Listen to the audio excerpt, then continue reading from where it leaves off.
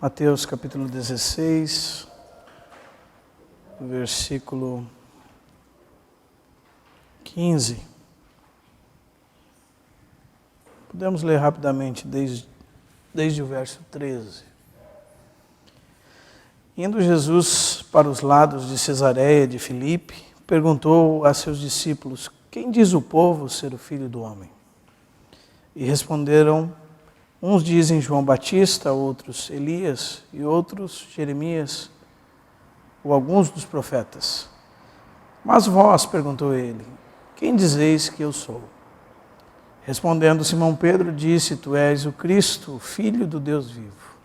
Então Jesus lhe afirmou: bem-aventurado és, Simão Bar-Jonas, porque não foi carne e sangue que tu revelaram, mas meu Pai que está nos céus.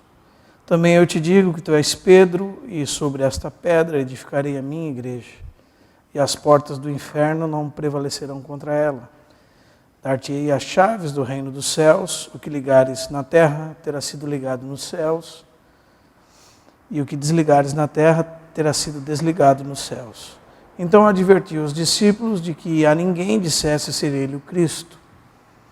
Verso 21, desde esse tempo começou Jesus Cristo a mostrar a seus discípulos que lhe era necessário seguir para Jerusalém e sofrer muitas coisas dos principais sacerdotes e anciãos e dos escribas, ser morto e ressuscitado ao terceiro dia. Até aqui.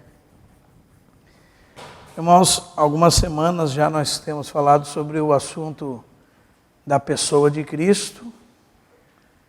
E nós ligamos esse assunto ao tema da encarnação, porque nós precisávamos saber quem foi a pessoa que assumiu sobre si a natureza humana. E nós passamos então a meditar um pouco sobre o assunto dessa matéria que é a cristologia. E nós falamos que a cristologia, ela visa responder duas perguntas, melhor dizendo, né? Quais eram elas? Alguém lembra?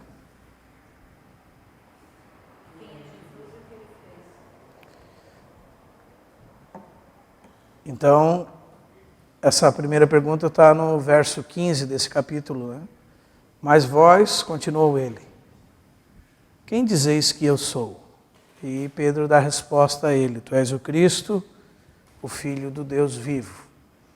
Nós falamos sobre as duas naturezas do nosso Redentor, ele sendo Deus divino, com o Pai, coeterno, coigual e coexistencial com o Pai, e também 100% homem como nós, da mesma essência do Pai, da mesma essência nossa. Amém? Mas nós vamos dar um passo adiante hoje, que é para responder a segunda pergunta. O que Jesus fez? E isso se refere à obra de Cristo.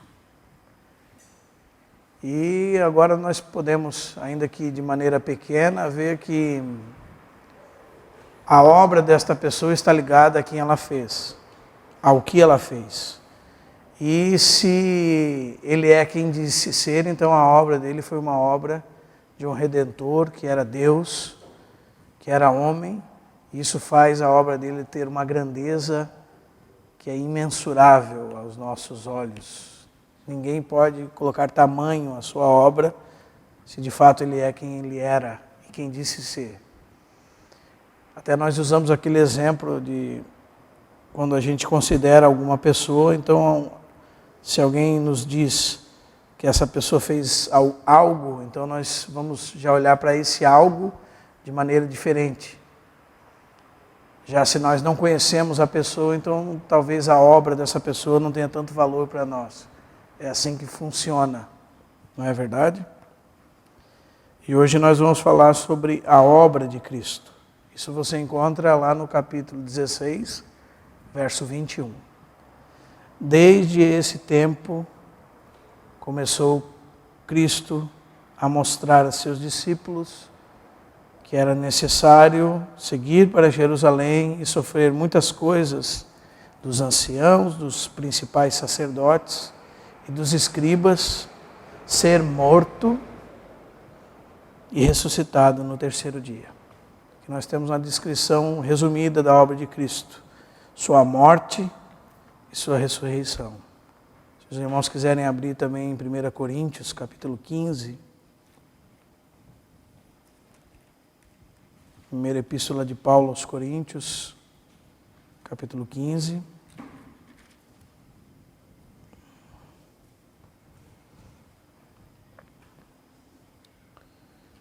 Diz assim a palavra de Deus: irmãos, venham lembrar-vos o evangelho que vos anunciei, o qual recebestes, no qual ainda perseverais. Por ele também sois salvos, se retiverdes a palavra tal como vô-la preguei, a menos que tenhais crido em vão. E é interessante porque se existe um tempo em que as pessoas têm crido em vão, esse é o nosso tempo. Porque na época de Paulo, crer no Senhor, esse crer no Senhor, ele já tinha por trás dele a perspectiva que a pessoa seria perseguida, sofreria por causa disso, não é? Hoje parece que é moda crer no Senhor. Até mesmo os que aqui têm algum tempo de caminhada sabem que quando nós éramos pequenos, se perguntassem na escola quem eram os evangélicos, então provavelmente, não sei o seu caso, mas na minha classe só era eu. Então, hoje, se você pergunta quem são evangélicos, uns 60% da classe se levanta e diz que é, né? Então, hoje parece que virou moda ser cristão. Mas aí nós precisamos nos perguntar se essas pessoas são cristãs de verdade. Paulo fala aqui de um crer em vão. Ou seja, é um crer que é só psicológico, intelectual. Parece que é uma filosofia certa a se seguir só.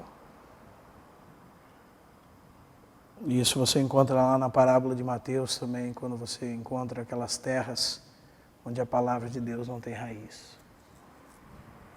Não tem raiz porque não são cristãos genuínos. Recebe a palavra com alegria, mas logo abandonam ela. E por N motivos que você encontra ela. Os verdadeiros cristãos são aqueles que a palavra tem raiz neles. Muitos hoje, irmãos, têm se convertido somente psicologicamente. São conversões psicológicas e não espirituais. Já dizia um irmão do passado que os evangélicos, eles um dia chegariam ao ponto de criar um ambiente que conseguiriam doutrinar as pessoas na sua crença sem que houvesse nelas uma transformação interior. Eles criariam um ambiente com música, com cheiros, com cores, onde aquela mensagem parecia ser atrativa e a pessoa receberia aquilo como uma doutrina e um conhecimento só psicológico, mas que não houve nelas a ação do Espírito Santo. Esse é o crer em vão que você encontra Paulo falando aqui. Então ele diz no verso 2, por esse evangelho sois salvos, se retiveres a palavra, tal como vô-la entreguei. Se é que não credes em vão. Ele começa a dizer qual é esse evangelho. Ele resume esse evangelho da seguinte forma: antes de tudo vos entreguei o que também recebi, que Cristo morreu pelos nossos pecados. Ele diz, segundo as Escrituras. O que mais? Foi sepultado e ressuscitou ao terceiro dia, segundo as Escrituras. E apareceu corporeamente, lógico, a Cefas e depois aos 12. Depois foi visto por mais de 500 irmãos de uma só vez, dos quais a maioria sobrevive até agora, porém alguns já dormem. Esse é o resumo do Evangelho, irmãos. Cristo está falando da sua pessoa. E o que ele fez? Ele morreu. Por que ele morreu? Por causa dos nossos pecados. Parece que hoje isso é até um bordão, né? Uma frase que é totalmente vazia de significado. Mas para quem é crente de verdade, essa frase está cheia de significado. Cristo morreu, por quê? Por causa dos nossos pecados. Romanos 4, 25 diz assim, o qual foi entregue por causa dos nossos pecados e ressuscitou por causa da nossa justificação. Então é duas partes da obra de Cristo. Morte expiatória e ressurreição, para que pela sua vida nós recebêssemos vida. Essa é a obra do nosso Senhor Jesus Cristo. Um resumo da obra dele, amém? Que tamanho é essa obra, irmãos? Do tamanho da pessoa dele. Talvez hoje os irmãos vão perceber que isso vai muito além do que nós imaginamos. Hoje nós vamos fazer um pequeno resumo. Na semana que vem nós vamos falar ainda disso. Pelo menos mais 2 semanas. Hoje um pequeno resumo. Não sei se nesta ordem, mas na semana que vem nós vamos falar de Cristo e dos seus ofícios. Cristo como profeta. Cristo como sacerdote, Cristo como rei. Nós vamos ver que a obra de Cristo, ela vai muito além do que nós podemos imaginar. E vamos ver o que a Escritura diz sobre essa obra. Cristo como servo, sofredor, Cristo como mestre, e tantos outros ofícios do nosso Senhor, como Redentor, como Salvador, como Libertador. Todas essas coisas dizem respeito à sua obra. E depois que nós vermos a obra propriamente dita dele, nós também vamos ver o que ela resultou para nós, que riquezas tem dessa obra para cada um de nós desfrutarmos. Ou seja, as provisões da morte de Jesus Cristo, as provisões da sua ressurreição, as provisões da sua ascensão e assim por diante. Amém? Então vamos ao nosso material. Introdução à obra de Cristo. Sendo, pois, nada menos que esta pessoa, o Verbo de Deus encarnado, vivendo desde a eternidade e segundo um plano e propósito eternos, sua obra começou com a encarnação, a saber, fazendo-se homem, para o qual teve que se despojar a si mesmo, aniquilado. Seu despojamento consentiu em não agarrar a exclusividade de suas condições e prerrogativas divinas, mas se submeteu a condições de inferioridade. De ser igual a Deus, enquanto Verbo, aceitou ser menor que o Pai, foi homem, e inclusive, antes de glorificar sua humanidade, foi feito menor que os anjos. Hebreus 2:9. Nós vamos chegar lá em Hebreus, nós vamos relembrar esse versículo. Ainda que em seguida, como homem, herdou mais excelente nome do que eles. Com tal despojamento, Filipenses 2, 5-8, e o Evangelho de João 14, 28, manifestou a natureza de seu amor ao Pai e aos homens, contrariando totalmente a rebelião satânica, que consentiu ao seu despojamento, ao seu despojamento, porque a rebelião satânica consistiu numa usurpação, pretensão e autoexaltação. Com seu despojamento, o filho enfrentou oposição e julgou a rebelião satânica, angélica e humana, pois foi obediente ao Pai até a morte, com a qual venceu em humanidade e para a humanidade, quando ele assimilou o pecado na carne. Com sua morte expiatória e sacrificial, assumiu o nosso castigo, despojando assim os principados demoníacos da legítima acusação que possuíam na ata dos descrentes contra nós, por nossos pecados e por nossa natureza vendida ao pecado. Amém? Vamos tocar em algumas coisas da morte de Cristo agora. E esses textos nós vamos ler todos e vamos acrescentar mais alguns. Primeiro, o Pai não poupou o Filho, mas por todos nós o entregou. Romanos capítulo 8, versículo 32.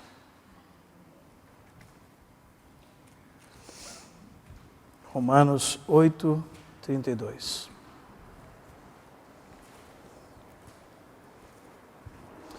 Cabe um comentário muito importante a respeito desse tema, para nós guardarmos no nosso coração.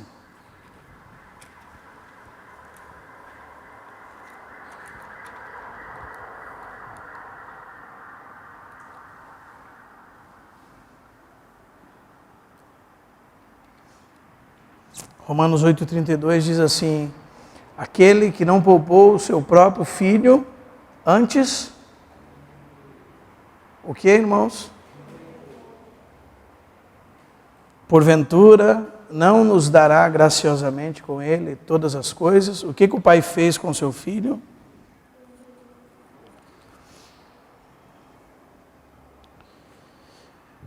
Nós vamos encontrar na palavra de Deus 3 aspectos relacionados à entrega de Jesus, e você precisa estar ciente dessas 3 coisas. As 3 são verdades e verdades complementares. Primeiro, irmãos, o Pai o entregou. Também Paulo repete isso em 4,25, que nós já citamos de Romanos. O qual foi entregue por causa das nossas transgressões e ressuscitou por causa da nossa justificação. Então, você pode pensar o seguinte: o Pai o entregou contra a sua vontade. O Pai o entregou porque quis e o Filho não queria. Agora eu entendo o texto, quando ele ora no Getsêmani e diz assim: Pai, se possível, passa de mim esse cálice, porventura não seja feita a minha vontade, mas a tua.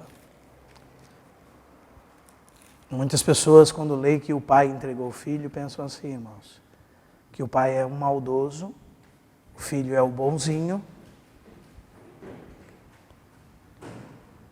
o Pai matou o Filho para poder nos salvar. Os irmãos estão entendendo? Vocês estão entendendo, irmãos? Por quê? Porque eles ficam só com um versículo, certo? Mas nessa entrega, há mais de que essa realidade somente. Aliás, pensar assim é pensar quanto o caráter de Deus, que a palavra de Deus diz assim, que é amor. Amém? E o amor não faz nada que seja dessa estirpe. Então nós vamos ter que entender que no conselho eterno da Trindade, não somente o Pai entregou o seu Filho, mas a palavra de Deus diz, e você pode abrir se você quiser, em Efésios capítulo 5, versículo 2, desde o verso 1, Paulo fala assim: sede, pois, imitadores de Deus como filhos amados, verso 2 aí fala, e andai em amor, como também Cristo nos amou, e diz, e se entregou a si mesmo por nós, como oferta e sacrifício a Deus em aroma suave. O que ele fez por nós, irmãos? O Pai o entregou. Ele se entregou. Também em João capítulo 10, nos é dito no verso 18, ninguém tira a minha vida. Eu voluntariamente a dou. Tenho poder, tenho autoridade para entregar e também para reavê-la. Este mandato recebi de meu Pai. Então agora você acrescentou um aspecto a essa questão da entrega do nosso Senhor Jesus. Sim, o Pai o entregou. Sim, Ele também, o que fez, irmãos? Se entregou. Mas talvez você encontre passagens falando que Jesus foi assassinado pelos homens. Sim ou não?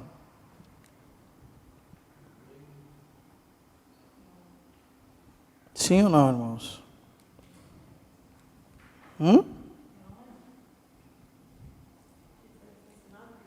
Sim. Por mão de iníquos ele foi assassinado, a palavra diz.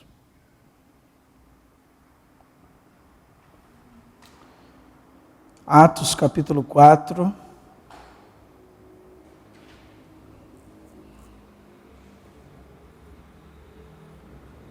Deixa eu ver se eu não estou bem enganado aqui.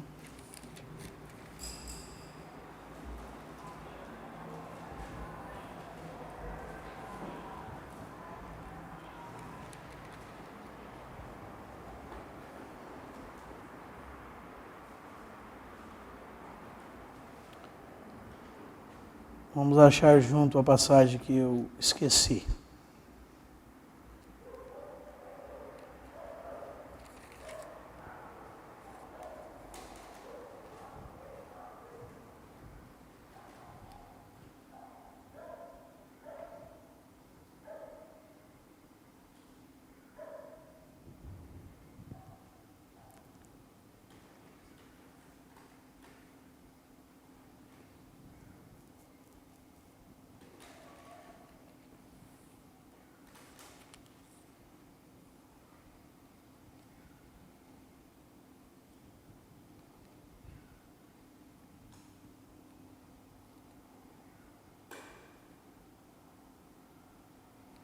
Procurem junto comigo lá, irmãos. Capítulo 4.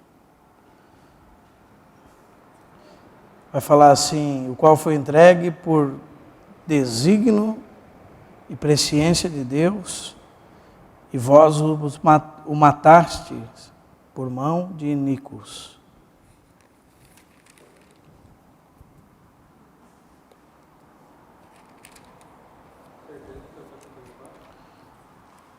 Não acharam no 4?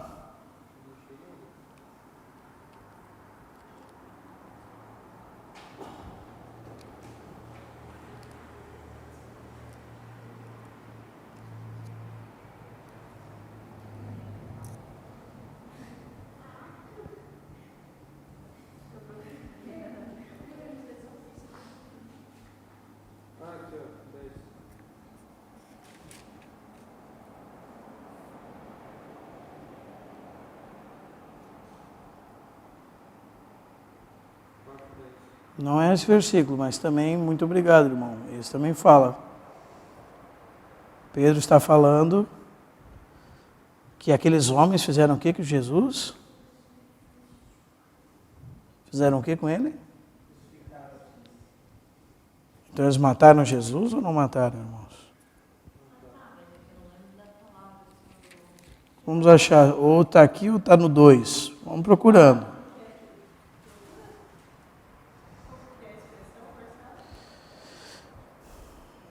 Foi entregue por desígnio e presciência de Deus, qual vós matastes por mão de iníquos.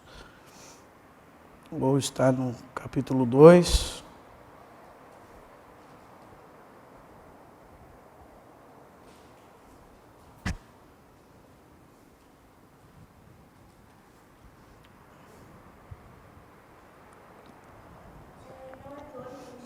Isso aí, Lara. Esse é o versículo. Sendo este entregue, por que ele foi entregue? Olha só.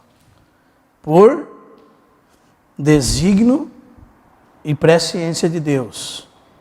Vós, o quê? Então aqui você tem a verdade completa.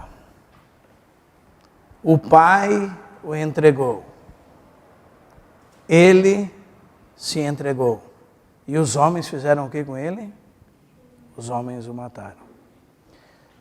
Por que você precisa ter esse quadro completo? Para você não ter nenhum conceito errado sobre a morte de Jesus, você precisa ter esse quadro bem claro na sua mente. O Pai o entregou, ou seja, ele morreu por desígnio e presciência de Deus. Por isso que o sangue do Cordeiro é conhecido desde a fundação do mundo. Mas como o Pai não é esse Pai que muitos pregam, o Deus do Velho Testamento é mau, daí Jesus é bonzinho. Aí esse Deus mau mata Jesus, porque ele é mau. E Jesus nos salva, Jesus é bonzinho, é o nosso Salvador. Né? Então, para que você não tenha esse conceito que muitos têm. E também para que você não inocente os homens da sua culpa, porque quando eles pediram a morte de Jesus e disseram para soltar Barrabás, eles disseram assim: crucifica-o, certo? E mais que isso, eles disseram assim: e o sangue dele caia sobre nós e sobre os nossos filhos. Então, as três coisas está correto você dizer, mas separadas, elas podem ser mal entendidas. O Pai o entregou por desígnio e presciência dele. Ele se entregou e os homens o mataram. Amém, irmãos? Essas coisas a Bíblia deixa bem claro. Imagina que você tinha uma só delas, ou na sua leitura bíblica você se depara com uma delas e você é daqueles que tomam um texto só como uma verdade absoluta, sem tomar os textos que se complementam. E existem muitas pessoas assim, que pegam uma parte da verdade e dizem que ela é uma verdade absoluta. Mas, aparentemente, ela vai estar em contradição com outra parte se ela não for complementar. Imagina, se você pensa que o Pai o entregou absolutamente é assim, então você pode dizer que os homens só estavam fazendo a vontade de Deus. Esse Deus que é assassino, mau. Entendeu, irmão? Se você se depara com o texto que os homens o mataram, aí você não vai lembrar que isso já era um propósito eterno, antes da fundação do mundo. Você diz, não, Jesus foi um homem bom e que os homens o assassinaram. Entendeu? E se você não souber também que ele se entregou, você vai pensar que ele fez algo contra a sua vontade, para fazer a vontade de outro. Não foi por causa de você. A Bíblia diz que Cristo, quando nós ainda éramos fracos, morreu a seu tempo pelos ímpios. Diz, dificilmente alguém morreria por um justo. É muito difícil alguém morrer, mesmo que um homem pelo qual ele queira morrer seja justo. E diz, mas Deus prova o seu próprio amor para conosco, pelo fato de ter Cristo morrido por nós, sendo nós ainda pecadores. Então aí você tem o quadro completo da entrega do nosso Senhor. Amém? Deixa anotado no seu caderno, na sua mente.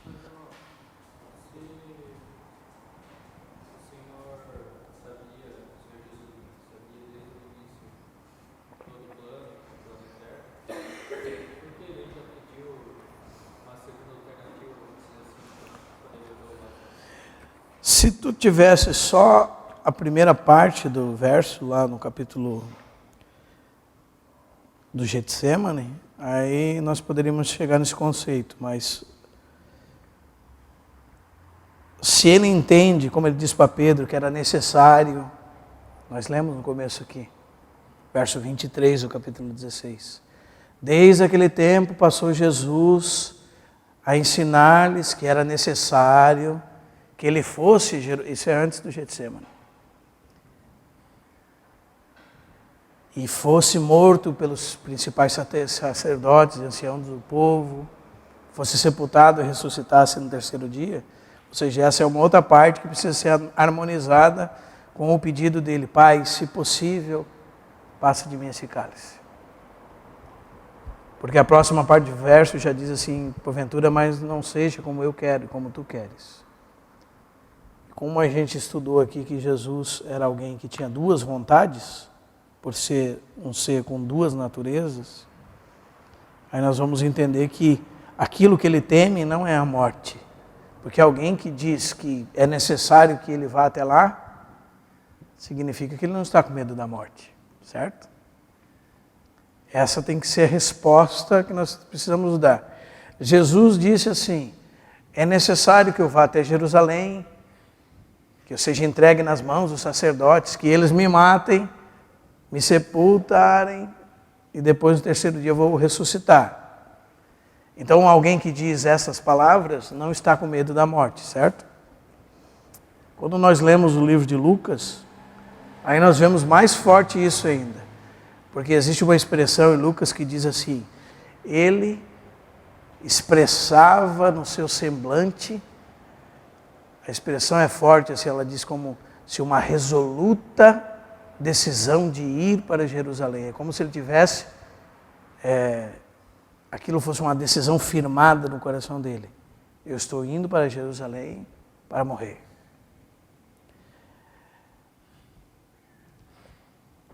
Então por que Jesus pede para que, se possível, passe de mim esse cálice? Porque ali no Getsêmani, ele teve aquela hemoditrose, né? Suou gotas de sangue. Numa angústia tremenda, porque ele estava começando a experimentar, de forma real, uma verdadeira separação entre ele e seu pai, que ele nunca tinha sentido desde toda a eternidade. E que ele seria separado de Deus e seria maldito de Deus por causa dos nossos pecados. Então ali começa a ver o peso da mão de Deus, da justa ira de Deus, que deveria cair sobre nós e seria dispensada sobre ele. Então o filho clama ao pai que, se possível, ele não fosse separado do pai, nem por um segundo.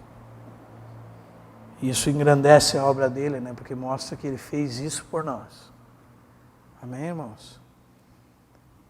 Ele, por um tempo, teve, como alguns filósofos dizem, a face do Pai se virou para ele.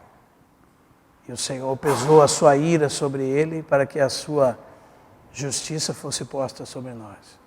E quando ele sente o peso dessa terrível maldição que seria sobre nós e vai estar sobre ele, ele entra numa angústia de alma terrível e diz: Pai, se possível, passa de mim esse cálice. Mas na mesma hora, só tem uma vírgula, né, irmãos? Porventura não seja o que eu quero, mas o que tu queres. Amém? Sim. O segundo ponto, aliás, esse já está aqui, né? Já falamos. O Filho a si mesmo se ofereceu mediante o Espírito Eterno. Nós vamos abrir todos os textos hoje, amém, irmãos? Hebreus 9, 14. Hebreus capítulo 9, versículo 14.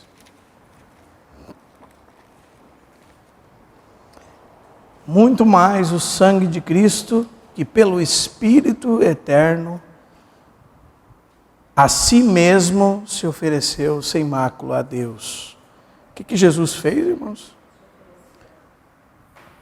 Porque ele se entregou, o Pai o entregou e os homens o mataram. Não esqueça disso. Amém? Seguindo aqui. E sem usurpar, ser igual a Deus, pode abrir lá em Filipenses 2, 5. Ao contrário, se humilha, fazendo-se semelhante aos homens, o Verbo feito carne. Uma lição de humildade. Tende em vós o mesmo sentimento que houve também em Cristo Jesus. Pois ele, subsistindo em forma de Deus, existindo continuamente, significa essa palavra, nunca deixando de ser aquilo que ele é. Essa é a ideia dessa palavra, subsistindo.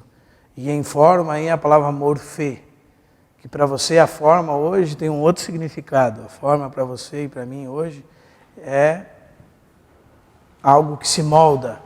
Mas a ideia dessa palavra no contexto e no uso da época é de essência e aparência igual. Está dizendo que ele sempre subsistiu de essência e aparência igual a Deus. E diz, subsistindo em forma de Deus, não julgou como usurpação o ser igual a Deus. A ideia é não se aferrou nos seus direitos, não se apegou àquilo que era de direito dele, aquilo que ele tinha como direito pela sua natureza. Diz, a si mesmo se humilhou. Agora nós passamos da parte da natureza divina para a humana, diz, assumindo a forma de servo.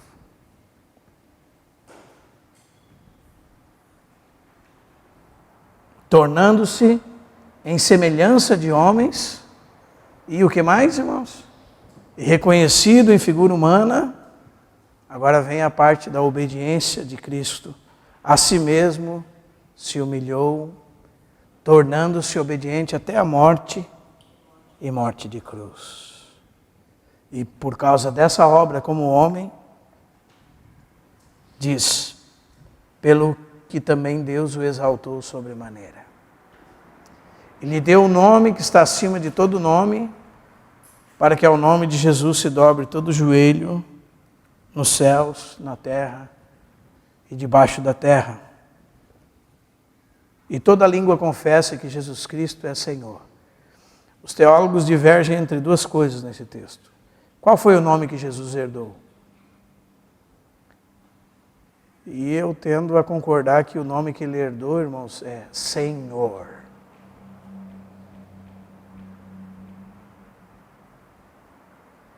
E para que ao nome de Jesus se dobre todo o joelho, o nome é esse aqui. E toda língua confesse.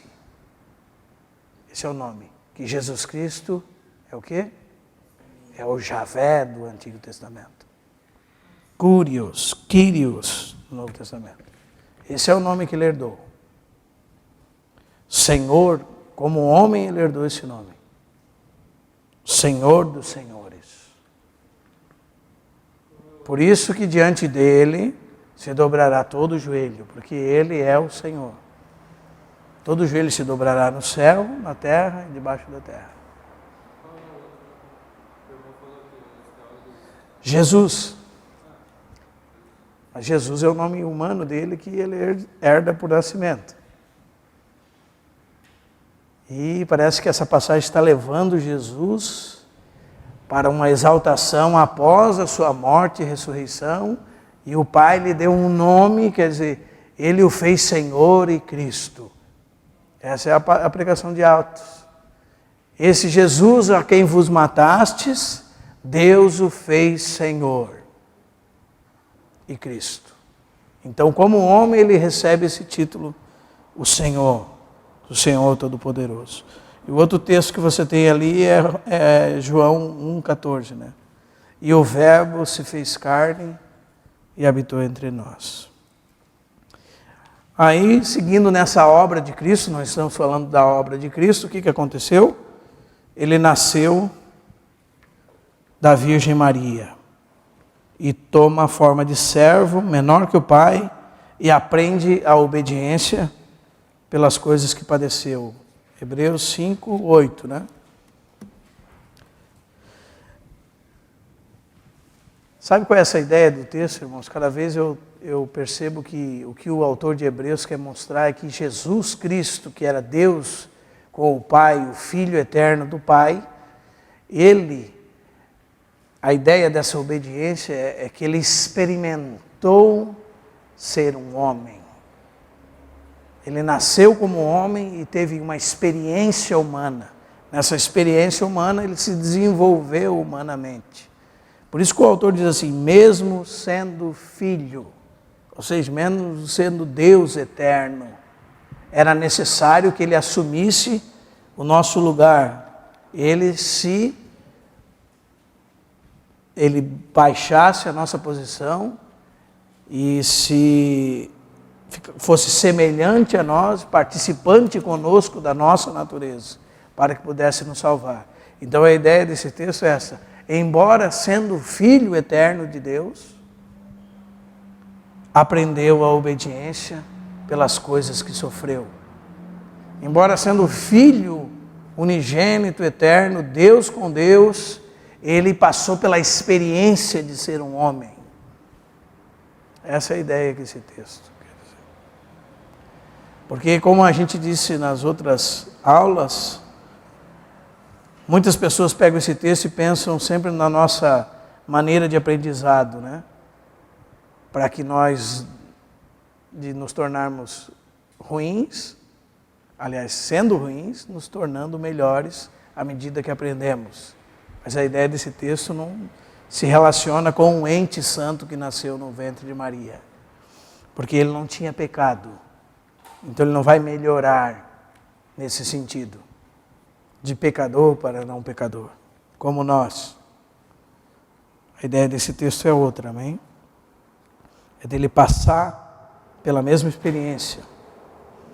Seguindo o ponto 4, é tentado em tudo, mas não peca. Nós trabalhamos bastante esse tema também, amém, irmãos? Da impecabilidade do Filho de Deus. Relembrando o exemplo de que muitos teólogos dizem que se ele não poderia pecar, então não foi genuína a sua tentação. Isso é uma falácia que a lógica mesmo prova que mesmo que você não seja destruído, você pode sofrer um ataque. E Jesus é como um grande exército que mesmo não podendo ser vencido, pode ser atacado. E é genuína a sua tentação, mesmo que ele não possa pecar. Amém? Se você esqueceu, é só você conferir as aulas anteriores. O 5, então como filho do homem, sofre a morte expiatória como o último Adão, feito pecado por todos nós. Vamos lá, irmãos. Esse é o texto, 1 Coríntios 15. Você precisa entender o seguinte: para Deus existem dois homens. Preste atenção nisso. Para Deus existem dois homens somente. Como assim, irmão? Existem mais de 7 bilhões de pessoas no mundo? Não. Para Deus existem dois homens. Adão e Cristo. Pegue uma folha em branco, risque no meio, coloque Adão num lado e Cristo no outro. Para Deus existe só dois homens. Um dos pais da igreja dizia que isso era o conceito dos cabeças confederados. O que significa isso? Significa que um homem é representante de todos eles e o cabeça sobre todos eles. Por exemplo, o presidente do Brasil é o cabeça da nação brasileira. Ele representa toda a nação brasileira. Onde o cabeça da nação vai, o Brasil está presente. Ele é um cabeça confederado. Assim, a humanidade está dividida entre dois homens. Os que estão em Cristo e os que estão em Adão. Por isso que está escrito aqui: o Filho do Homem sofre a morte expiatória como último Adão. Alguns dizem assim, o segundo Adão. O segundo Adão é uma expressão errada. Existem traduções que traduzem segundo Adão. Jesus é o último Adão. Não haverá uma terceira opção. É isso que Paulo quer dizer nesse contexto do capítulo 15. Ou você está em Cristo, ou você está em Adão. Em Adão todos morrem. Em Cristo, os que estão em Cristo recebem vida. Tem vida. Amém, irmãos? Lembre-se desse princípio da confederação. Por que você acha que Cristo é o cabeça da igreja? Porque a igreja é uma nova raça de homens redimidos. Adão é o cabeça de uma raça. Cristo é o cabeça do novo homem, da nova criação. E onde nós estamos? Nós estamos em Cristo. Amém? 1 Coríntios 15, 45. Pois assim está escrito: o primeiro homem, Adão, foi feito alma vivente. O último Adão, espírito que dá vida. Mas não é o primeiro espiritual, e sim o natural. Depois o espiritual. O primeiro homem formado da terra é terreno. Agora essa expressão é correta. O segundo homem, não o segundo Adão. O segundo homem, sabe quem é, irmãos? Cristo. O novo homem. Como foi o primeiro homem, o terreno? Tais são os demais homens terrenos. Como é o celestial, tais também os celestiais. E diz, assim como nós trouxemos a imagem do terreno, você olha no espelho e você diz assim, eu sou um Adãozinho.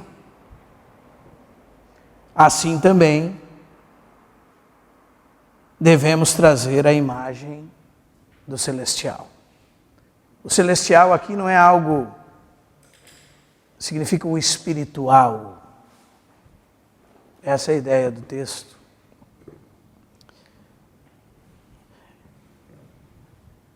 Por isso que você é chamado, por isso que quando você lê a Bíblia, eu vou dar um texto para os irmãos lerem, que é Romanos 5, do 12 ao 21.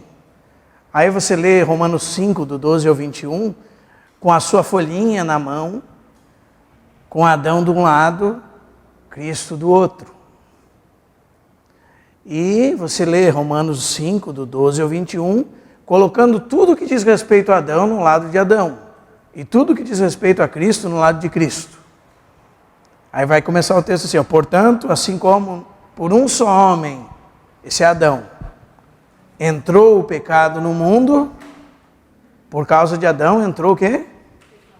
E pelo pecado a morte, assim também a morte passou a todos os homens, porque todos pecaram. E o verso 13 diz assim, porque até o regime da lei havia pecado no mundo, mas o pecado não é levado em conta quando não há lei. Diz, entretanto, reinou a morte desde Adão até Moisés, mesmo sobre aqueles que não pecaram, a semelhança de Adão. Diz, o qual prefigurava aquele que havia de vir. Adão estava fazendo um anúncio de que haveria o último Adão. Adão, o primeiro, prefigurava um que haveria de vir. E diz assim, todavia, não é assim o dom gratuito como a ofensa. Aí você bota o dom gratuito para o lado de Cristo. A ofensa para o lado de Adão. Porque se pela ofensa de um só, esse é Adão, você bota lá no lado de Adão, morreram muitos, agora para Cristo, muito mais a graça de Deus, está no lado de Cristo, e o dom pela graça de um só homem, Jesus Cristo, está no lado de cá, está vendo? Foram abundantes sobre muitos. Aí diz assim, o dom, entretanto, não é como no caso em que somente um pecou. Aí diz, porque o julgamento derivou de uma só ofensa para a condenação. Esse você está botando no lado da coluna de Adão. Aí no lado da coluna que está Cristo, você coloca assim, mas a graça transcorre de muitas ofensas, das ofensas de todos os filhos de Adão, mas a graça transcorre de muitas ofensas para a justificação. Muitos pecaram, em Cristo são justificados. Aí ele diz, se pela ofensa de um, esse é Adão, e por meio de um só, e diz o que aconteceu com Adão, e em Adão, e sobre todos nós, reinou a morte. Aí, no lado que está Cristo. Muito mais a graça de Deus e o dom pela graça de um só homem reinarão em Cristo. E você vai colocando um para o lado, outro para o outro. O que aconteceu em Adão? O que aconteceu em Cristo? Amém? Se pela ofensa de um e por meio de um só reinou a morte, ele diz, muito mais os que recebem a abundância da graça, e são os que estão em Cristo. E o dom da justiça, o quê? O dom da justiça, irmãos. Reinarão em vida por meio de um só, a saber, Jesus Cristo. Aí, volta para Adão. Pois, assim como por uma só ofensa, a de Adão, veio o juízo sobre todos os homens para condenação, aí agora vai para Cristo. Assim também por um só ato de justiça, veio a graça sobre todos os homens para a justificação que dá vida. Os irmãos estão entendendo? Vai fazendo a coluna desses dois cabeças, dessa velha criação e da nova criação. E diz, porque como pela desobediência de um só homem, muitos se tornaram pecadores, Adão, em Adão. Diz em Cristo. Assim também por meio da obediência de um só, Cristo, muitos se tornarão justos. Aí Paulo diz assim, ó, sobreveio a lei que foi entregue por Moisés sobreveio a lei para que avultasse a ofensa, para que mostrasse o pecado do homem, Deus deu a lei, mostrasse a febre daquele velho homem morto. Os irmãos estão entendendo? Está na coluna de cá. Sobreveio a lei para que avultasse a ofensa, mas onde abundou o pecado, agora em Cristo, superabundou a graça.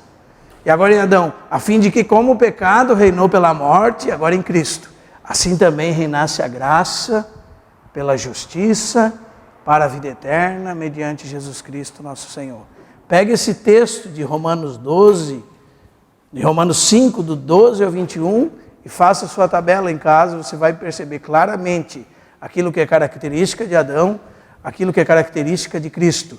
Por isso, agora você vai entender o seguinte, 2 Coríntios 5, 17 diz assim, aquele que está em Cristo, é o quê? É uma nova criação, não é uma nova criatura. Ele faz parte de uma nova raça. As coisas da velha criação, o que aconteceu? Já passaram. Tudo se fez novo. Os irmãos estão entendendo? Aquele que está em Cristo já nenhuma condenação há para os que estão em Cristo. Aí você vai entender o que significa a Bíblia dizer que você está em Cristo. Amém? Significa que você está debaixo do cabeça que é Cristo. Você está debaixo de uma nova criação, sob um novo governo, sob um novo cabeça de uma nova raça. Por isso você vai entender agora porque Jesus é chamado do cabeça da igreja, porque ele é o cabeça do novo homem. Adão é o cabeça da velha criação.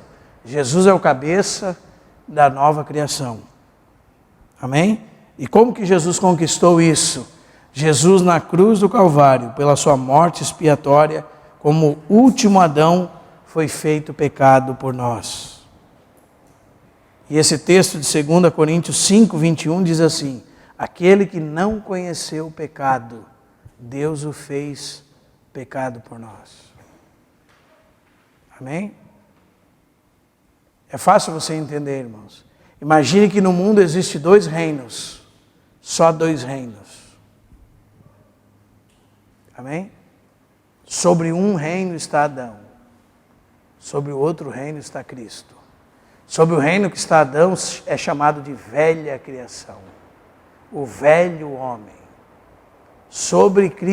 Abaixo de Cristo está o novo homem. A nova criação. E Cristo é o cabeça de uma nova raça. Faça esse trabalho em casa, você vai ser enriquecido por isso. Amém? Continuando. E a sua morte destruiu a morte. Isso é importante. Porque quando nós entendermos isso, nós não vamos ter medo de morrer. Quando de verdade você provar para mim que você entendeu isso, vai ser quando você não tiver mais medo de morrer. Amém, irmãos?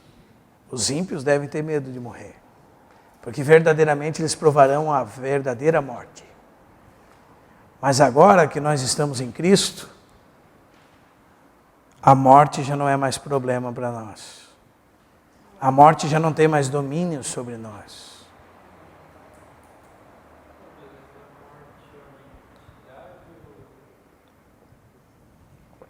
Porque eu estava pensando antes ali que quando fala que quando Jesus morreu, ele tirou as chaves da morte da mão de Satanás, algo assim.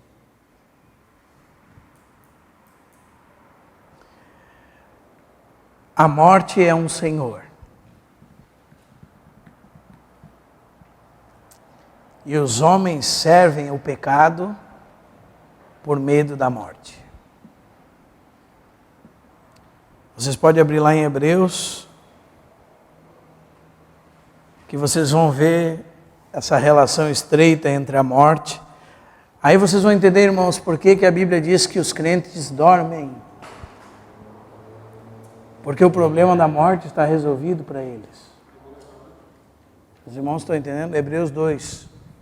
O problema da morte está resolvido por crente, sabe por quê, irmãos? Porque na cruz de Cristo, na sua obra, Ele provou a morte por todo o homem.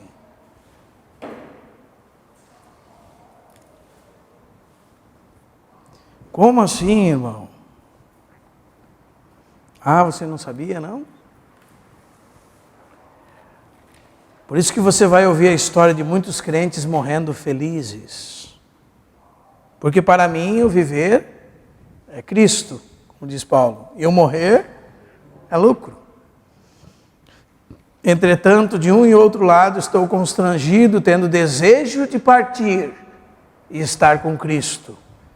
Partir para Ele é morrer, irmãos. Sabe o que ele diz? O que é incomparavelmente melhor. Se você botar numa balança para Paulo vai dizer assim, morrer e estar com Cristo é incomparavelmente melhor. Porque ele sabe que o Cristo venceu a morte. Amém, irmãos? Hebreus 2:9. Vemos, todavia, aquele que por um pouco, tendo sido feito menor que os anjos, Jesus, por causa do sofrimento da morte, foi coroado de glória e de honra. Para quê? O quê? Provasse a morte por todos. Aí você vai lá no capítulo 2 ainda, verso 14. Visto que os filhos têm participação de carne e sangue, destes também, ele igualmente participou para que, por sua morte, destruísse aquele que tem o poder da morte, a saber, o diabo. E agora, guarde esse texto no seu coração, irmão. E livrasse todos os que, pelo pavor da morte, estavam sujeitos à escravidão por toda a vida. Quando Jesus morreu por nós, irmão, sabe o que aconteceu com a morte? Joe Owen diz que quando Jesus morreu, aconteceu a morte da morte. A morte da morte na morte de Cristo. Ele destruiu a morte. Para aqueles que estão em Cristo, o que acontece com eles? O que a Bíblia fala deles, irmãos? Eles fazem o quê? Eles repetem? Eles não têm medo da morte. Você sabia disso?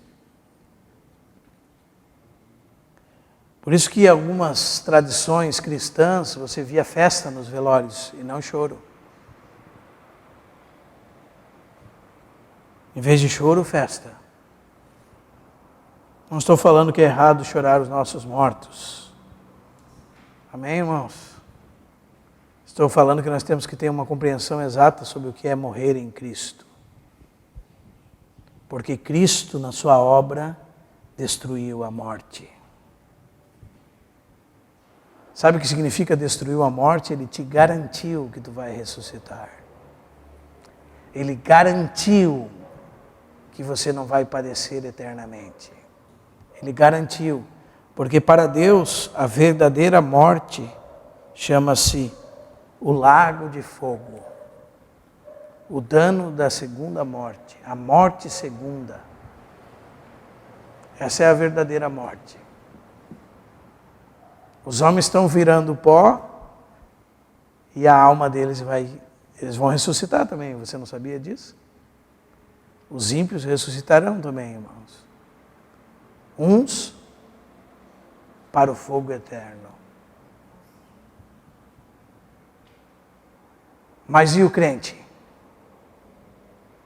O crente não. Por quê, irmão? Porque em Cristo, na morte de Cristo, Ele destruiu a morte. Ele provou a morte que nós passaríamos em nosso lugar. Para que provasse a morte por todo regenerado. Para que destruísse aquele que tem o poder da morte e livrasse todos os que pelo pavor da morte estavam sujeitos à escravidão por toda a vida. Para o crente morrer é o quê? Como Paulo disse? Lucro. Para um verdadeiro crente morrer é lucro. Aí nós precisamos sempre chamar a atenção para nós mesmos, não é verdade, irmãos? Temos medo da morte? Isaías 25, vamos ler, né? Não vamos deixar passar.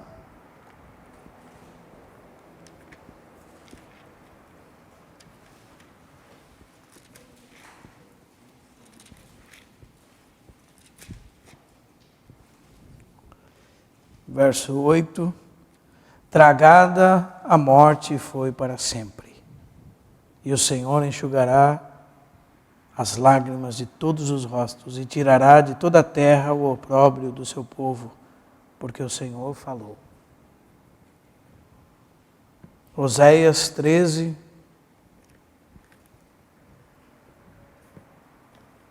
Depois de Daniel, Oséias, antes de Amós, antes de Joel.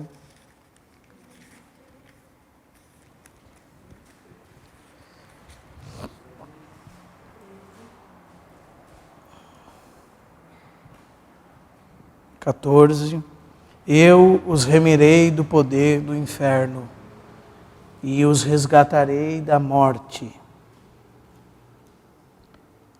Onde está, ó morte, as tuas pragas?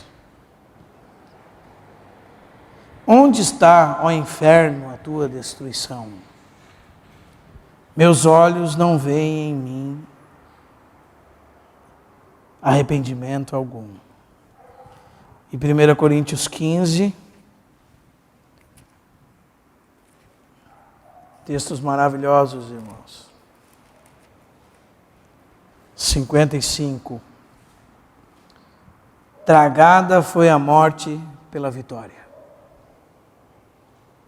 Onde está, ó morte, a tua vitória? Onde está, ó morte, o teu aguilhão? O aguilhão da morte é o pecado. E a força do pecado é a lei. Graças a Deus que nos dá vitória por intermédio de nosso Senhor Jesus Cristo. Amém? O que aconteceu na obra de Cristo, irmãos? Na sua morte, Ele destruiu a morte. Escreva aí: a morte da morte na morte de Cristo.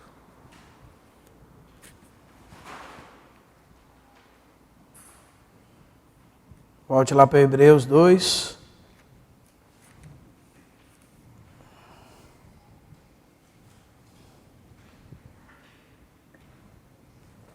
Esse texto carece de alguma explicação. Visto que os filhos têm participação de carne e sangue, também ele igualmente participou para que pela sua morte destruísse o poder da morte. Aquele que tem o poder da morte, a saber quem? Saber quem? O diabo. Pela morte de Cristo ele destruiu o diabo? Mas o diabo está aí, irmãos. O Senhor faz-nos passar por algumas experiências para que a gente possa aprender algumas coisas. Uma vez a gente foi visitar algumas pessoas e um rapaz disse que o diabo não existia mais porque Deus destruiu ele na morte de Cristo.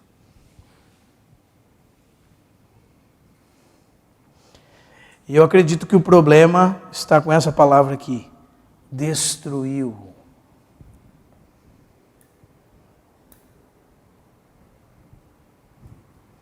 Porque você vai ler em toda a Bíblia até o final dela que ele ainda está por aí. Certo? Mas essa palavra não está errada. Ele, na morte de Cristo, Cristo destruiu aquele que tinha o poder da morte, a saber, o diabo. Certo? Como é que faz agora? Como é que você explica isso?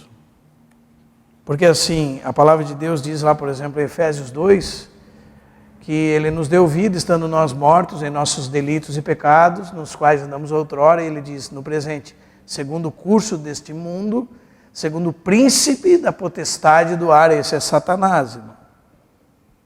O espírito que agora atua nos filhos da desobediência. Então lá no versículo 2 do capítulo 2 de Efésios, você encontra que o diabo está aí manipulando as pessoas.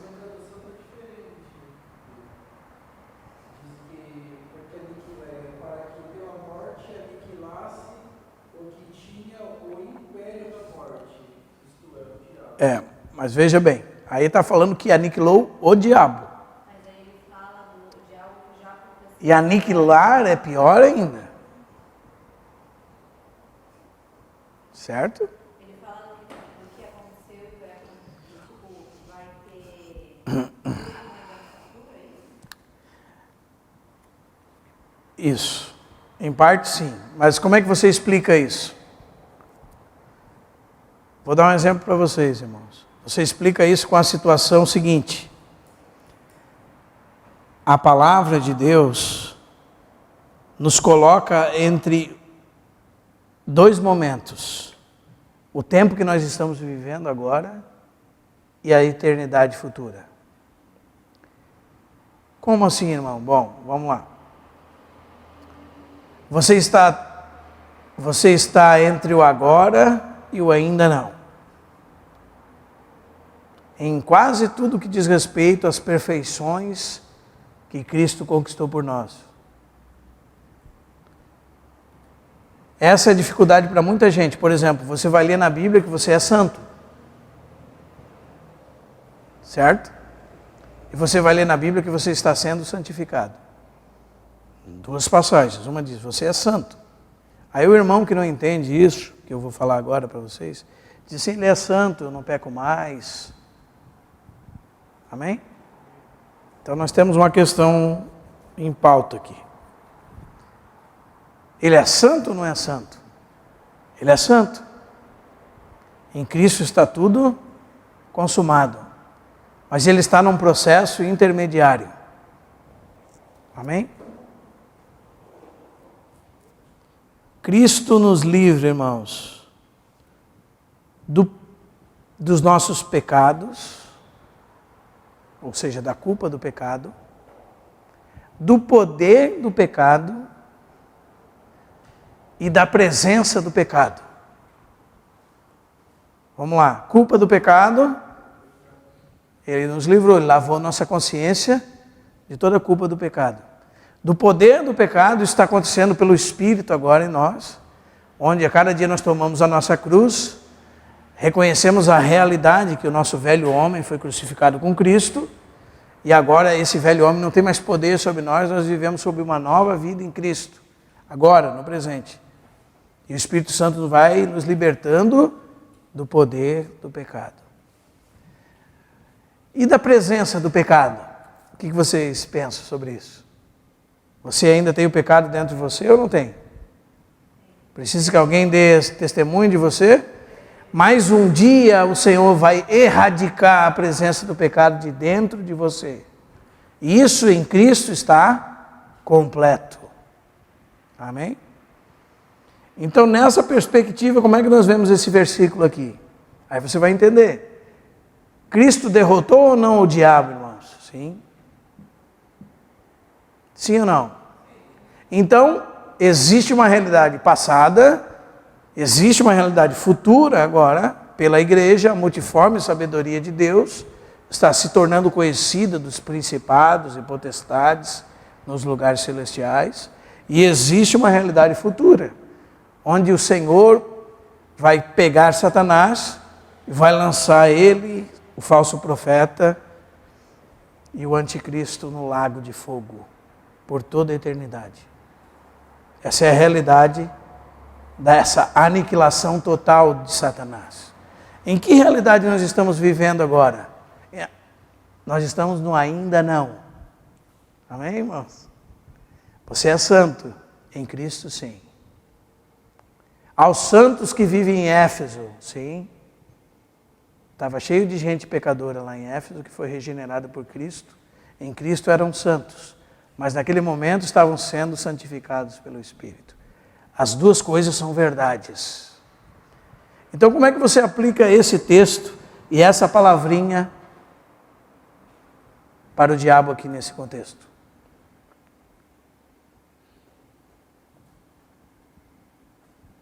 E agora? Não, irmãos. Vocês, eu, todos nós precisamos entender o seguinte. Agora, nesse tempo, o Senhor Jesus, pela sua morte, restringiu o poder do diabo. Amém?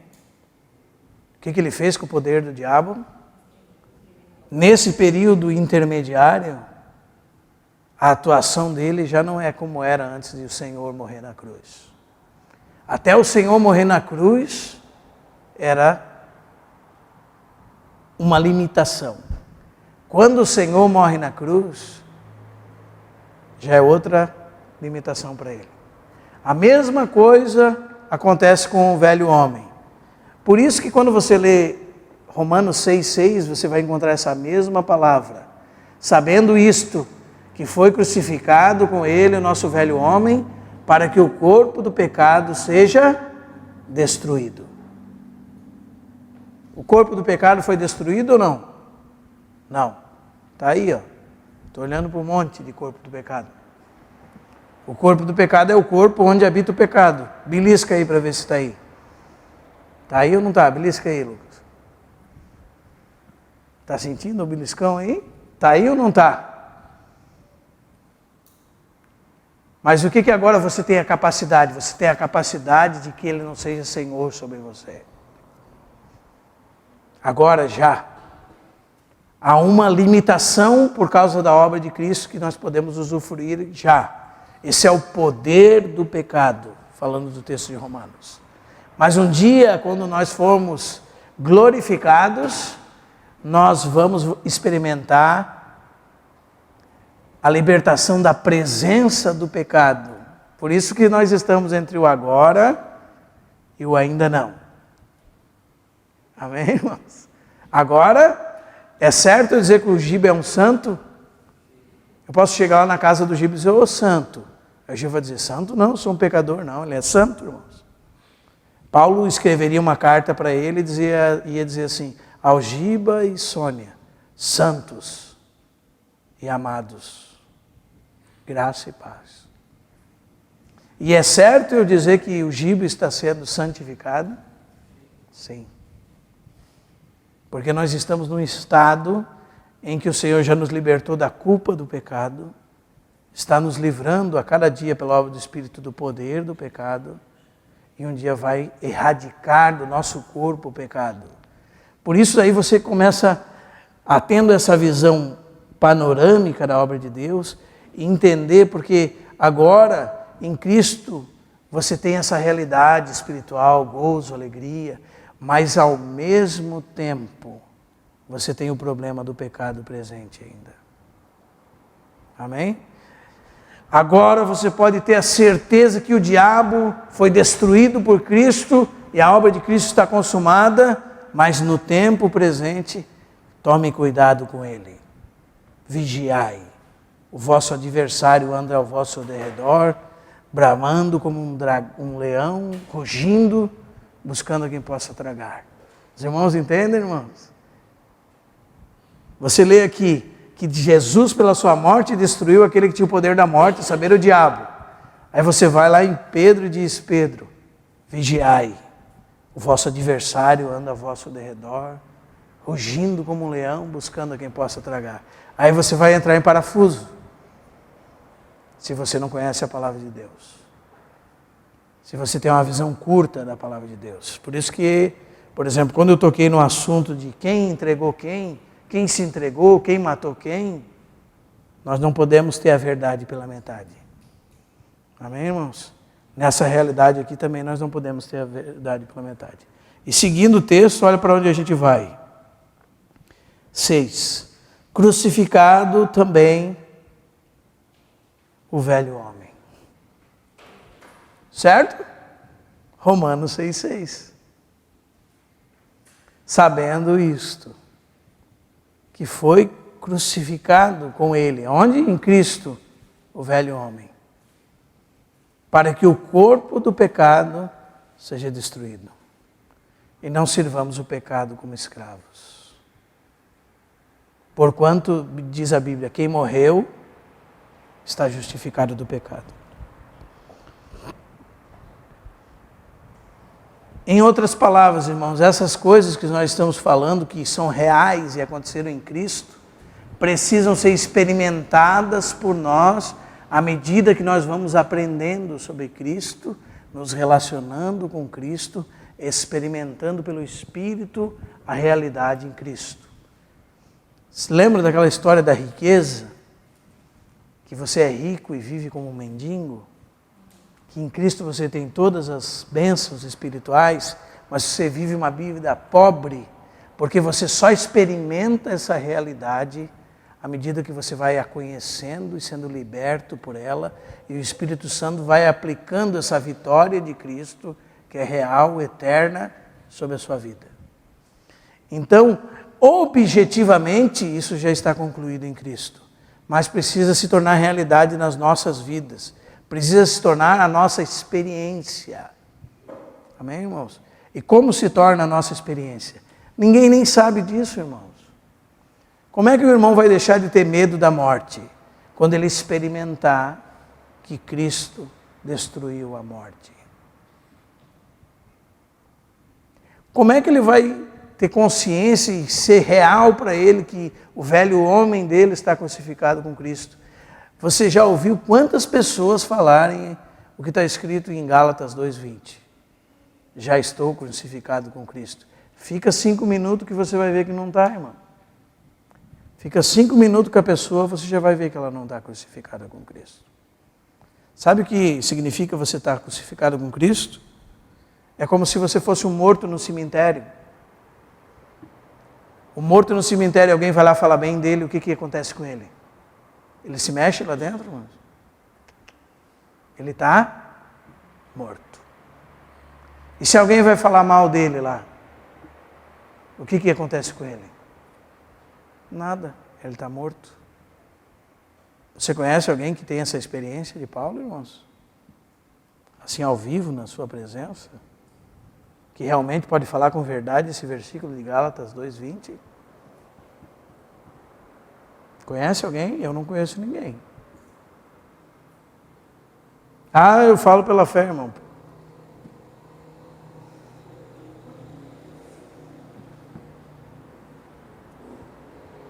É Paulo falando, irmão.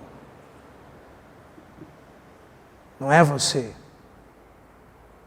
Vou ali jogar uma pedra no seu carro e vou ver se você está crucificado com Cristo. Vou arranhar teu carro. Vou quebrar uma coisa sua. Vou te ofender. Vou te maldizer. Vou fofocar sobre você. Vou te elogiar. E você vai ser como um morto, se você está crucificado com Cristo. Ou seja, não tem reação sobre esse tipo de coisa. Ele está experimentando uma realidade em Cristo. Os irmãos entendem como isso é profundo, irmãos? Amém? É uma coisa para ser experimentada. À medida que nós vamos conhecendo, nós vamos recebendo das provisões da cruz e vamos sentindo elas como verdades em nós. Amém? E isso é o que está disponível em Cristo para todo crente.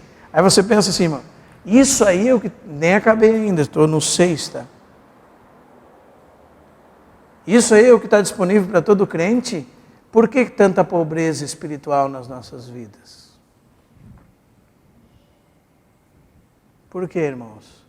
Porque nós não estamos dispostos a abrir mão de nós mesmos. E nós vamos experimentar da plenitude de Cristo quando nós estivermos dispostos a abrir mão de nós mesmos. Amém? Isso são para os crentes, para todo crente. Não é para nenhum super-homem, não, irmão. Amém? Paulo não disse assim, ó, alguns super-homens estão crucificados com Cristo. Paulo não disse assim, sabendo isso que alguns estão crucificados com Cristo. É para qualquer cristão experimentar isso. Amém? Qualquer um. Sabendo isso que foi crucificado com ele o velho Giba, o velho Carlinho, a velha Sônia, o velho Júnior. Jesus morreu na cruz por isso. É isso que eu estou querendo dizer. Para que nós experimentemos essa verdade em realidade. Os irmãos estão entendendo como você pode olhar para você mesmo e eu olhar para mim mesmo e ver que eu realmente estou entre o agora e o ainda não? E à medida que eu vou crescer em Cristo, eu vou experimentar essas verdades em Cristo. O Espírito Santo vai aplicar essa realidade que é objetiva, que aconteceu, e vai tornar essa realidade em minha experiência. Todo crente tem que provar de Cristo na sua experiência. Por isso que eu estou falando para os irmãos aqui, não é uma coisa que vai entrar na sua cabeça. Você pode até explicar sobre isso, mas você tem que provar na sua experiência isso. Quando é que você vai provar na sua experiência que Cristo destruiu a morte? Quando você não tiver medo da morte. Quando a morte não for nada para você. Quando a morte for uma passagem para você estar com Cristo. Quando você ter certeza e a sua garantia, cheio de gozo que Cristo vai ressuscitar o teu corpo. Aí você vai poder dizer, como Paulo disse aos Tessalonicenses, irmãos, eu não quero que vocês sejam ignorantes com respeito aos que dormem, para que não sejais como os demais que não têm esperança. Porque se sabemos que Cristo morreu e ressuscitou, sabemos que Ele trará em sua companhia os que dormem. Já vos dizemos por palavra do Senhor isto, nós os vivos, os que ficarmos, de modo algum precederemos os que dormem. Significa que aquele meu amigo, crente, quando Jesus voltar eu verei ele novamente ressuscitado dentre os mortos. E o Senhor vai me receber junto com Ele nas nuvens, se eu estiver vivo. E se eu estiver partido, os que estiverem vivos me verão ressuscitado dentre os mortos. Porque o Senhor venceu a morte para nos dar vida. Amém, irmãos? Ponto 7. O Senhor, com a sua morte, crucificou o nosso velho homem e também crucificou a carne com suas paixões e desejos.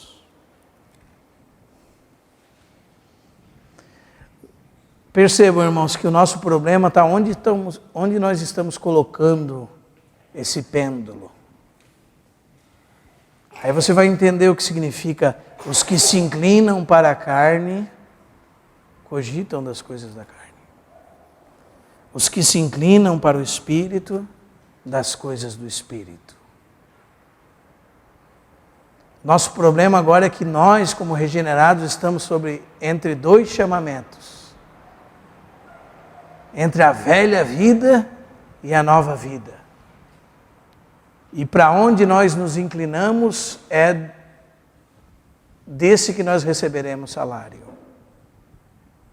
Se do pecado, recebemos morte. Se do Espírito, vida, paz.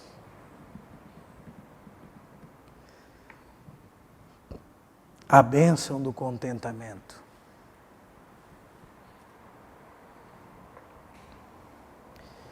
Na morte de Cristo, o que aconteceu?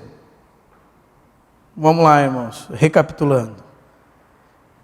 Ele morreu em nosso lugar, uma morte expiatória, foi feito pecado por nós, por sua morte destruiu a morte. Vamos indo. A maioria dos irmãos nem direito sabe o que significa que Jesus morreu pelos pecados deles. Porque eles ainda estão tentando agradar a Deus, fazendo alguma coisa para agradar a Deus, como se eles fossem capazes de fazer alguma coisa para que fosse recebido por Deus. E nós já damos um pulo adiante. Não só isso, ele destruiu a morte. Não só isso, ele destruiu o diabo. Não só isso, ele crucificou o nosso velho homem. Essa é a obra de Cristo. Não só isso, ele crucificou a carne com as suas paixões e desejou: irmão, eu não consigo vencer a carne. É mesmo?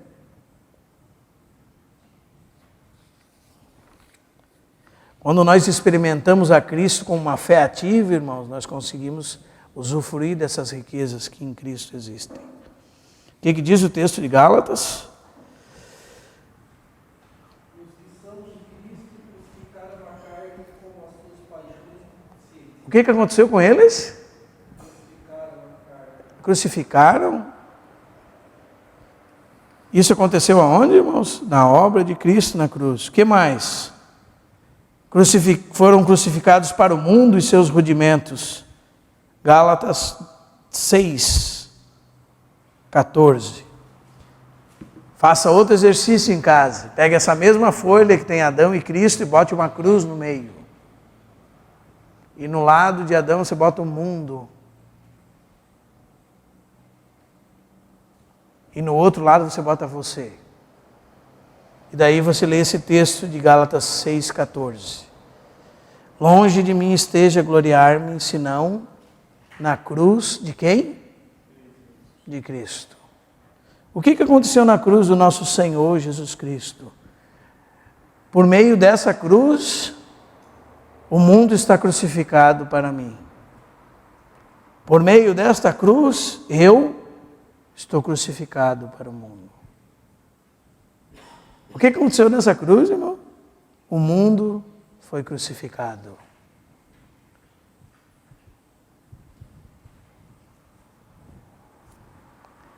A cruz encerra o mundo para você e encerra você para o mundo. Foi para isso que Cristo morreu. Amém? Nós vamos falar muito sobre essas coisas, irmãos. É só para nós olharmos panoramicamente sobre elas. O que mais? Colossenses 2,20 ainda nesse texto. Se morreste com Cristo, para o quê? Para o quê?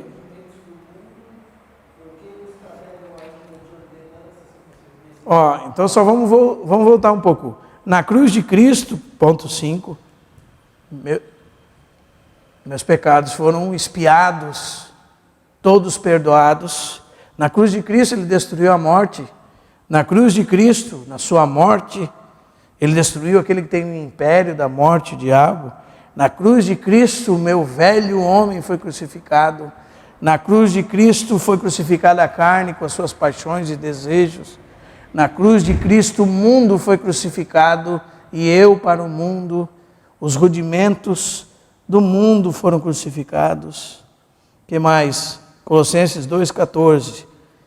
Tendo cancelado o escrito de dívida que era contra nós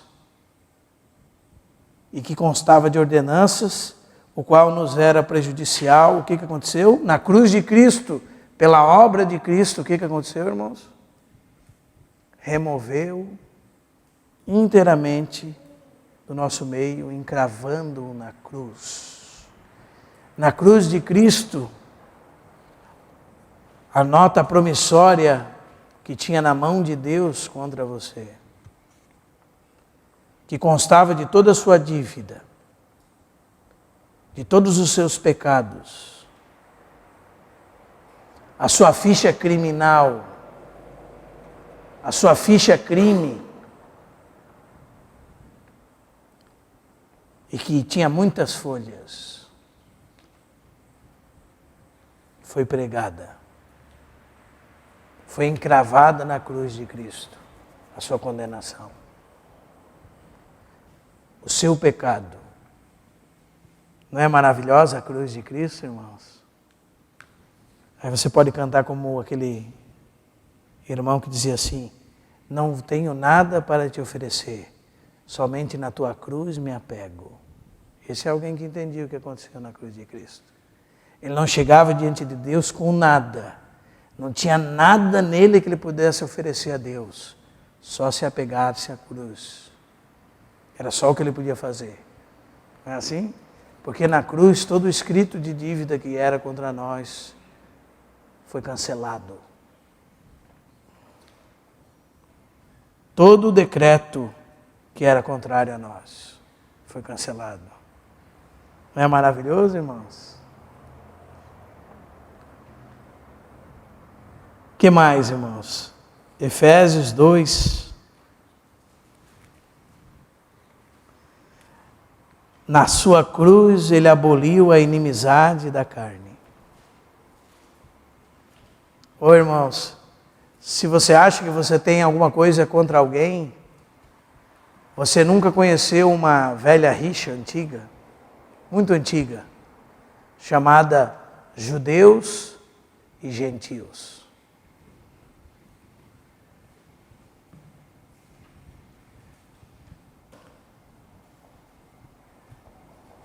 E sabe o que destruiu essa inimizade, irmãos? A cruz de Cristo. A cruz de Cristo destruiu a tua inimizade contra outra pessoa. Já pensou nisso, irmão? Tem alguma coisa contra alguém aí? Você tem alguma coisa contra alguém? Tem algum problema com alguém? Você tem alguma inimizade contra alguém?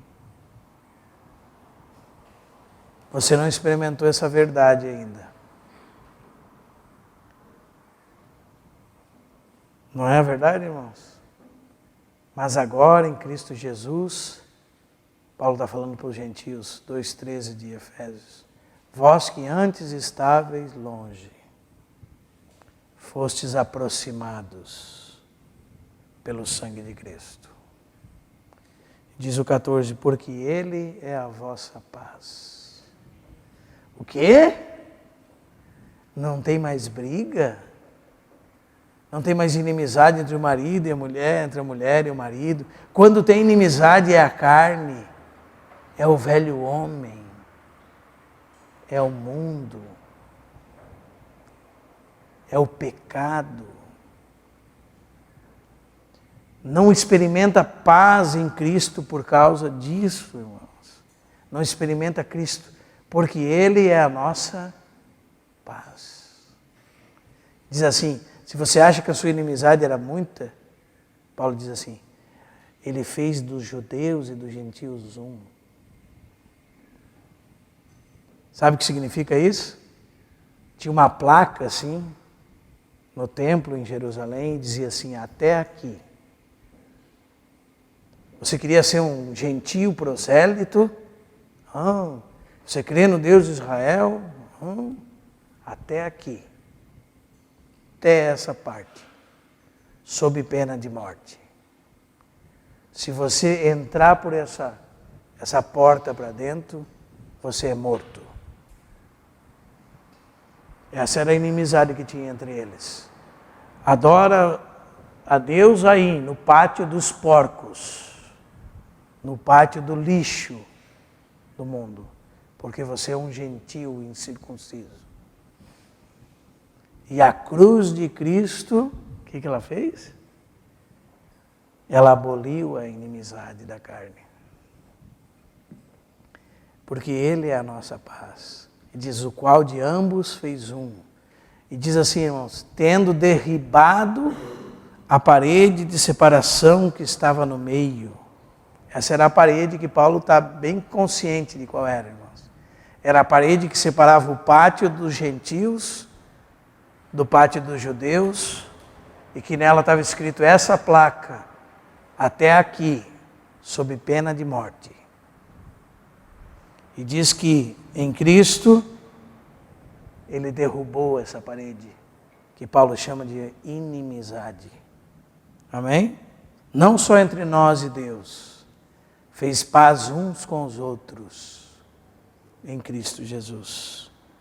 Tendo derribado a parede de separação que estava no meio, a inimizade, verso 15, agora aboliu na sua carne a lei dos mandamentos na forma de ordenanças, para que desses judeus que com os gentios não podiam nem se ver, criasse um só homem, um novo homem, fazendo a paz. E reconciliasse ambos em um só corpo com Deus, por intermédio da cruz. Você já ouviu essa frase aqui? Olha, eu até sou crente, mas eu não suporto a fulana. Eu não suporto o ciclano. Já ouviu isso aí, irmão? Já ouviu isso aí, Lucas? Não suporto o ciclano. É sério, irmão? E a paz que excede todo o entendimento? Será que nós estamos provando? A paz entre raças, a paz entre marido e mulher e amiga, entre amigo e amiga, amigos, irmãos. Paulo fala para os Gálatas assim, se vos mordeis e devorais, cuidado que não sejais destruídos, porque os irmãos estavam se mordendo e se devorando. Essa é a realidade sem Cristo. Essa é a realidade de quem não experimentou isso aqui, irmãos. A obra de Cristo. A obra de Cristo é maravilhosa, não é? 11. Crucificou também a maldição da lei. Glória a Deus. Gálatas 3, 13. Gálatas é um livro maravilhoso, irmãos.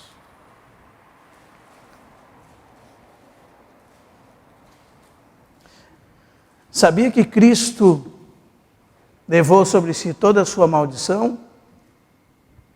Então, quando algum irmão, entre aspas, falar sobre você que você precisa quebrar um monte de maldição porque a tua avó fez isso, e tu está assim porque o teu avô fez aquilo, e aquilo outro, infelizmente, irmãos, são pessoas que não entenderam o que a cruz fez.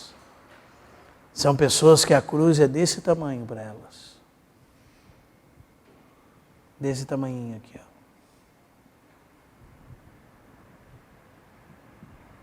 Na cruz, o que aconteceu, irmãos? Foi crucificada a maldição da lei. Cristo nos resgatou da maldição da lei, fazendo-se Ele próprio maldição em nosso lugar. Os irmãos creem nisso, irmãos? Ou ainda tem maldição sobre a sua vida? O que aconteceu com Cristo? O que Cristo fez, irmãos? Nos resgatou da onde? Pela sua obra, Ele nos resgatou da onde? Da maldição da lei. Não aquele negócio lá que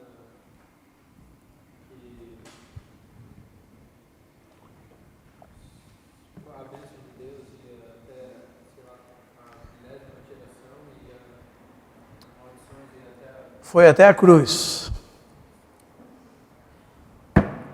Amém?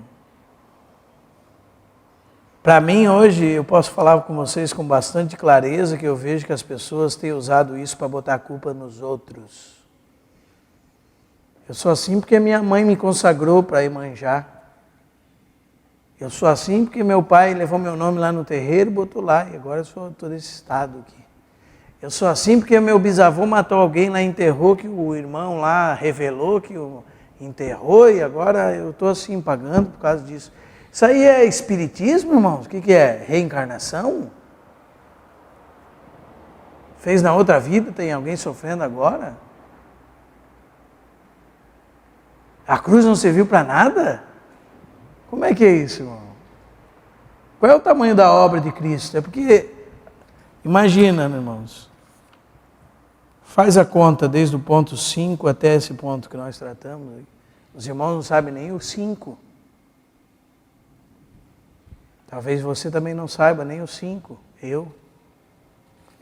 Nós já pulamos 5, 2, 3, 4, 5, 6, 7, 8, 9. Nós estamos falando da 9ª coisa que a cruz fez, assim, de um modo muito geral. Não é assim? Muito panorâmico, só citando os versículos só. Amém?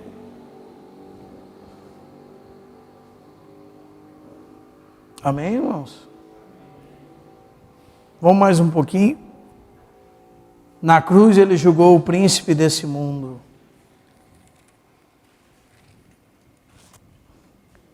E exibe na cruz os principados e potestades e os expôs ao desprezo. Isso está aqui, irmãos, ó. Verso 15 do capítulo 2 de Colossenses. Despojando os principados e potestades, publicamente os expôs ao desprezo, triunfando deles aonde? Aonde, irmãos? Na cruz. Triunfando deles aonde? Na cruz. Ah, eu pensei que a cruz era uma derrota. Não, a cruz é uma vitória.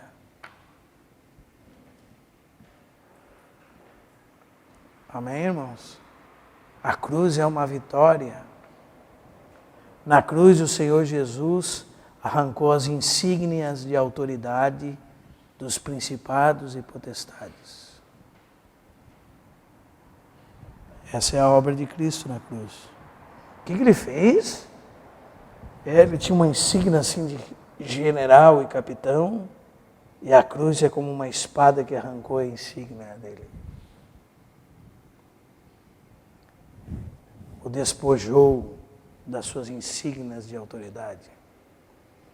A todo principado e potestade. Ah, você sem autoridade. Sem autoridade. Foi isso que ele fez na cruz. Amém? 13. Agora nós entramos em uma segunda parte. Amém? Os irmãos percebem, irmãos? Cruz, morte, ressurreição. Amém? Obra de Cristo. Que Cristo? O Cristo da glória. Qual é a obra dele? Resuma para mim. Morte, ressurreição, ascensão, entronização. Por sua ressurreição corporal, em humanidade, deu o começo ao quê? Ao segundo homem.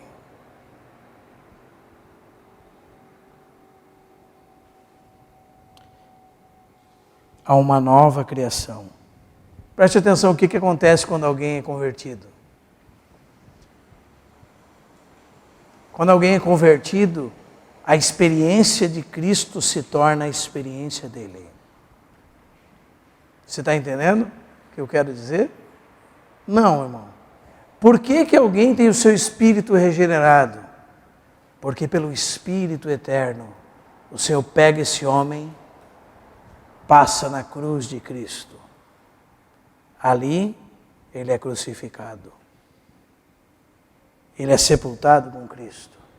Ele é ressuscitado com Cristo. Agora, o que acontece com ele por causa dessa experiência? Ele nasce de novo. É isso que aconteceu com todo homem regenerado. Todo homem regenerado foi feito participante da morte e da ressurreição de Cristo. Amém? A velha criação fica na cruz, no sepultamento. E como é que ressurgiu o meu espírito? Porque Cristo ressuscitou dentre os mortos. Porque a ressurreição dele fez com que a vida dele pudesse estar em mim agora. E eu experimentei da ressurreição dele. E quando eu vou lá me batizar, é isso que acontece. Amém, irmãos? Eu participei da experiência dele. Eu morri com ele. Eu fui sepultado com ele. Eu nasci de novo com ele. Eu fui justificado por ele. Com ele. Os irmãos estão entendendo, irmãos? Por isso que nós estamos dizendo aqui que pela ressurreição, o que aconteceu? Pela ressurreição corporal da humanidade de Cristo, ele deu começo a essa realidade da nova criação, do segundo homem. 14. Sendo assim, o cabeça de uma nova raça dos filhos de Deus. João 1,12. Ele veio para os seus não o receberam. Mas a todos quanto o receberam, deu-lhes o poder de se tornarem filhos de Deus, regenerados na sua identificação com Cristo, morto e ressuscitado. Vamos lá, irmãos.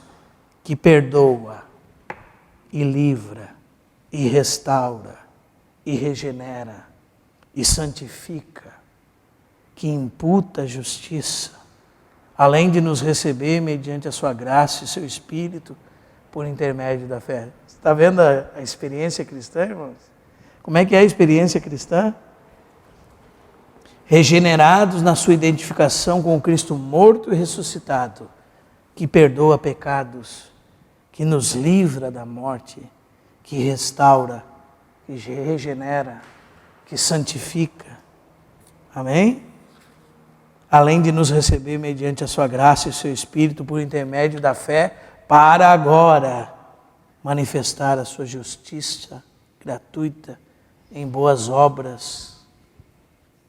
Amém, irmãos? Porque agora nós temos a vida de Cristo, nós podemos manifestar essa vida em boas obras, que Deus de antemão preparou e feitas nele como sinal frutífero da salvação.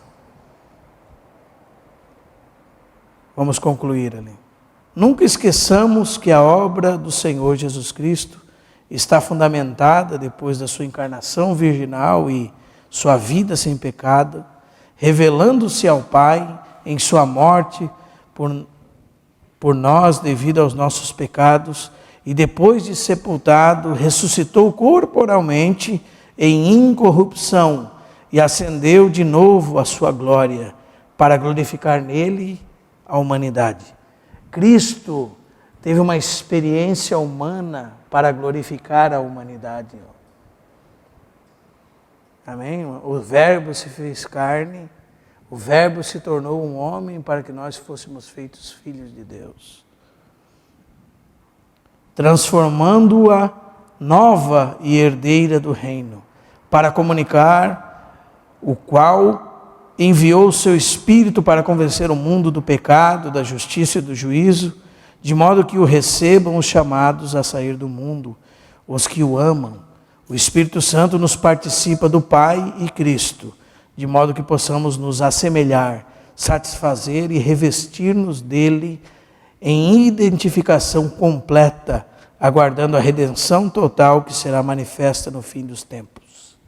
Agora, pois, esta é a obra de Deus para os homens em Jesus Cristo, Deus e homem. Então se anuncia o Evangelho, assim que a doutrina se estabelece na obra da pessoa teoantrópica, significa Deus, homem, de Jesus Cristo. Teo, Deus, antropos, homem. Vamos rapidamente do ponto 5 ali, irmãos. Na cruz de Cristo, o que aconteceu? Ele sofreu a morte expiatória como o último Adão feito pecado por nós. O que mais? Sua morte destruiu a morte. Destruiu o que teria o império ao que teria o império da morte, a saber, o diabo. O que mais? Crucificou também o velho homem. O que mais? A carne com as suas paixões e desejos. O que mais, irmãos? O mundo e os seus rudimentos, os seus ensinamentos, os seus princípios elementares, significa rudimentos. O ato de decretos que nos era contrário. Na sua cruz ele aboliu as inimizades da carne. O que mais? A lei dos mandamentos na forma de ordenanças, expressados em ordenanças, fazendo assim a paz e nos reconciliando com Deus. O que mais? Crucificou também a maldição da lei, da circuncisão, das coisas antigas, julgou o príncipe desse mundo, exibiu e despojou principados e potestades. Que mais, irmãos? Pela sua ressurreição corporal em humanidade, deu começo ao segundo homem, a uma nova criação, sendo assim o cabeça de uma nova raça, a dos filhos de Deus, regenerados em sua identificação com o Cristo morto e ressuscitado, que perdoa e livra e que restaura, regenera, santifica, imputa justiça, além de nos receber mediante sua graça e seu Espírito por intermédio da fé, manifesta e justificação gratuita em boas obras preparadas de antemão por Deus e feitas nele como sinal frutífero da salvação. Amém, irmãos? Ufa! Isso só está passando assim, né? Cada pontinho desse nós temos que estudar. Agora nós vamos passar assim por eles. Amém? Agora nós vamos passar assim por eles, irmãos, e nós vamos passar assim, já que eu peguei a caneta do Giba, além deles nós vamos passar, por enquanto só me vem na mente assim.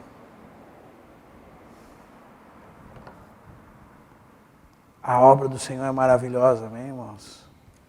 Ela é tremenda, é por toda a eternidade, para nosso benefício, para nosso proveito. Ele foi o nosso substituto, Ele regenerou nosso espírito, nos justificou, nos redimiu, nos libertou. Ele é o nosso Rei.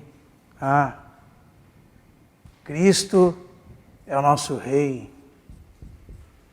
Cristo é o nosso profeta.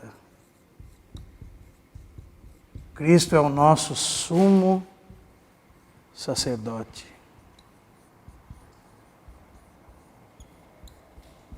É o nosso mediador. É o nosso Salvador, o nosso santificador, o nosso libertador. Cada coisinha dessa dá muita história, irmãos. E a Bíblia fala sobre cada uma delas, chamando elas de a obra de Cristo.